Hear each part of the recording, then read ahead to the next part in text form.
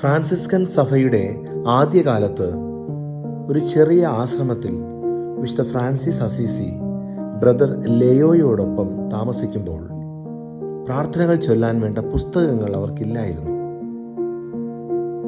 സായാഹ്ന പ്രാർത്ഥനയുടെ സമയമായപ്പോൾ ഫ്രാൻസിസ് പറഞ്ഞു, പുസ്തകങ്ങളില്ലെങ്കിലും ദൈവത്തെ സ്തുതിക്കുവാൻ മറ്റൊരു മാർഗം നമുക്ക് സ്വീകരിക്കാം.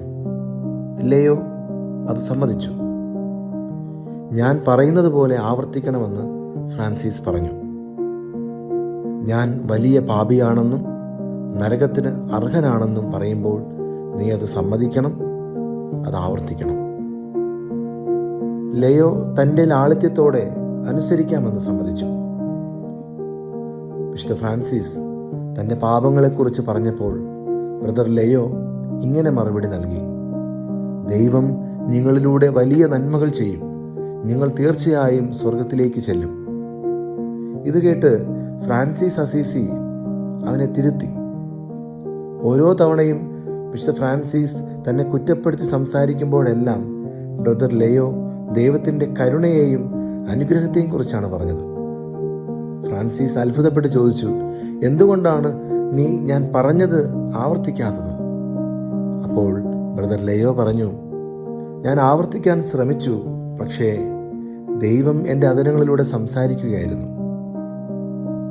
ആ രാത്രിയിൽ അവർ ഇരുവരും കണ്ണുനീരോടെ വിനയത്തിൻ്റെയും ദൈവകരുണയുടെയും ആഴമുള്ള ആത്മീയ സന്തോഷത്തിൽ പ്രാർത്ഥിച്ചു. ഈ സംഭവത്തിലൂടെ യഥാർത്ഥ വിശുദ്ധി സ്വയം കുറ്റപ്പെടുത്തുന്നതിലല്ല, ദൈവത്തിൻ്റെ കരുണയിൽ പൂർണ്ണമായി ആശ്രയിക്കുന്നതിലാണെന്ന് ദൈവം ഫ്രാൻസിസിനെ പഠിപ്പിച്ചു. പ്രിയപ്പെട്ടവരെ, ദൈവകരുണയിൽ ആശ്രയിക്കുവാൻ ഈ നോമ്പുകാലം നമ്മെ ശക്തിപ്പെടുത്തട്ടെ. ആമേൻ. നാഥനോടൊപ്പം ആത്മനാഥനോടൊപ്പം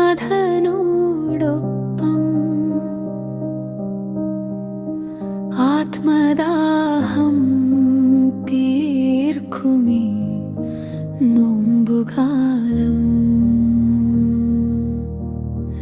ആത്മനോ